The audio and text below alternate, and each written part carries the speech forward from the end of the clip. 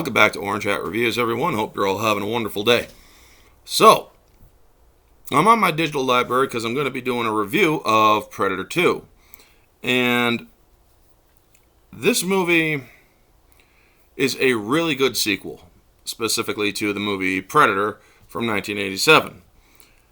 Now, one of the cool things about this film is that it literally recycles the score from the original Predator film, using all the melodies and instrumental score from the first one. Beat for beat, basically. And that is something that's pretty rare because you don't really see that done a lot in movies. I mean, you see an updated kind of modernized version of it in The Predator that Shane Black did. God, that thing was so awful. I mean, there's only a couple things that I like about it. But this movie is one that is truly great because, one, well, it's very diverse. So it won't piss off the SJWs. And originally from the comic, it is supposed to be about Dutch's brother. And they had to abandon that concept. And I think they actually did want Schwarzenegger in it, but I think that was also abandoned too, so they ended up having Danny Glover. And I gotta say that Danny Glover in this movie is nothing like him playing a cop in Lethal Weapon. In Lethal Weapon, he's playing a cop that's ready to retire and just be done with it. Where in this one, he's action-packed. He is an action hero in this film. And I really do love it. I mean, this movie has a great cast, first off.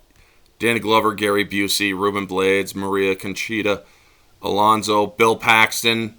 God bless that man, and it sucks that he's dead. Kevin Peter Hall, Robert Davis, I believe it is. Or Robert Davey. Adam Baldwin. I see him on Twitter a lot, or he's a good actor in his own right. Kevin McCord, and Morton Downey Jr. Oh my gosh. Morton Downey Jr. playing Pope in this film, Terry Pope, is just so freaking awesome. And he's the news covering guy, where he's doing it all dramatically. His show is called Hardcore, where he records all the stuff. And I love how he's ragging on the mayor of the city because the mayor's not in the city to handle the huge crime wave that's going through it right now with the Jamaicans and the Colombian drug lords. And then we see a Predator coming through here ripping up everybody, you know. Now, a lot of people say that this movie breaks a lot of rules because, one, it does full-on nudity with a woman, a Colombian woman.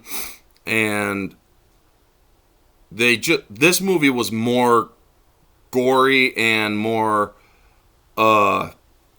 graphic than the original.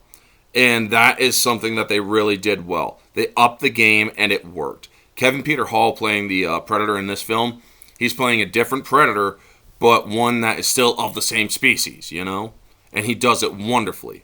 Now, yes, there are the blue screen problems that they have in this film, plus they use the same methods for the cloaking Predator as they did in the first one, where it's a person in a red suit and a black screen that is imposed into the shot to make it look like there's a cloaked Predator.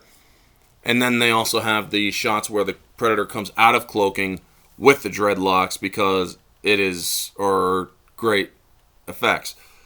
This movie also does a good job at reiterating certain things about the Predator, like it won't attack people who are not armed or who lower their weapons. There's the shot with the kid at the cemetery where the kid has a plastic gun and is pointing it right at the Predator, and the Predator locks onto the kid. It's about to kill the kid, but when the kid lowers his weapon, the Predator disengages. It realizes no longer a threat. Also, when it kills everybody on the subway train, they were all armed. That's what Danny Glover notices. It's like, doesn't make sense. They were all armed. What do you mean? Well, yeah. Everybody who was killed had a gun in her hand. or was one of those punk guys. And when Bill Paxton in this movie is just freaking great. And when Leona, played by Maria Conchita Alonso, when she grabs him by the nuts in the beginning of the movie after the whole shootout scene that they all were at, except for him, he had just transferred in. He's trying to tell her a joke, and she's like, "Oh, I think I heard about you. Like your last partner got shot." What? She grabs him by the nuts, and she's like, "You pull that cowboy shit with me, fucker. You can kiss these goodbye. Got it?" And he's like, "Yeah, I got it." I mean, Bill Paxton just had a way of playing it right. Now, this movie actually takes place in 1997 when it was shot in when it was released in 1990. I believe it was shot in 89 and 90. I can't really speculate because I would have to do a deeper dive. But for the most part, this movie is truly enjoyable. I love the story. It's a detective story, really, because they're trying to find out what this thing is. You know what it is, but the detectives are trying to find out what it is. Gary Busey plays a character that comes across as villainous, but isn't really villainous. I mean, he's part of the government that really wants to capture the Predator and use its technology to update military technology, but he's willing to play ball if you are persistent enough, which Danny Glover is in this film, because his best friend, Detective Archuleta, played by Ruben Blades here, when he gets killed, it goes personal. And I love the acting in this film. That is one of the best things about this film is the acting. And it really does a wonderful job at pushing the rest of the story forward with the Predator using the med kit in this one, because this Predator loses its arm, so it has to cauterize the stump. I mean, this movie does a great job expanding the lore.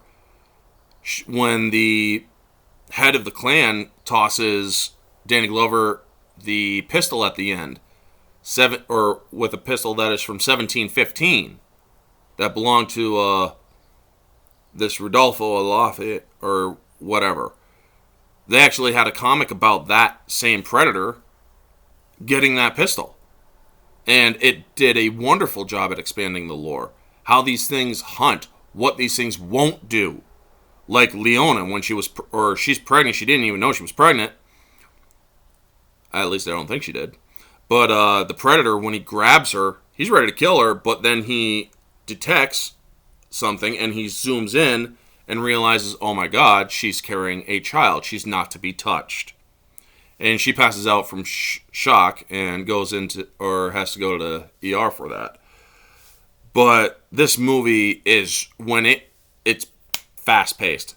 For a movie that is 108 minutes long, it is extremely fast-paced. And it goes by really quick because it's so enjoyable to watch. Anyway, I could talk all day about this movie. I really do like it. My favorite scenes are all the Predator kill scenes. The Colombian penthouse. The train.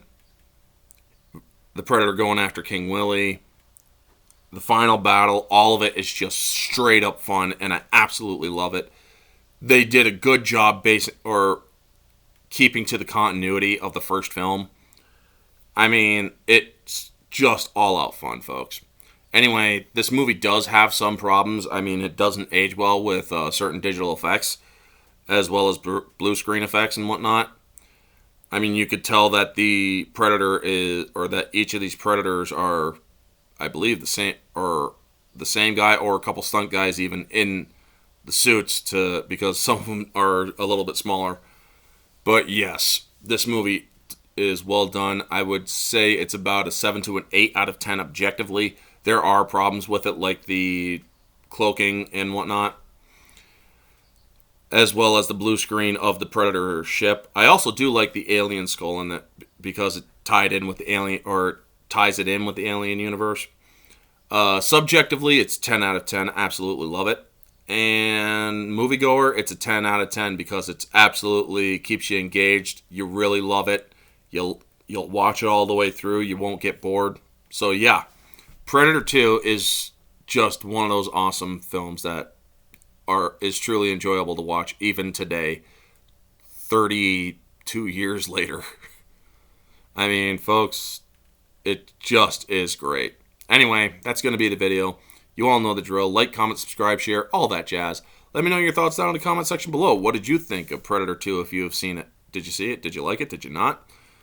What are your thoughts? Anyway, folks, this has been Orange Hat Reviews. Stay humble.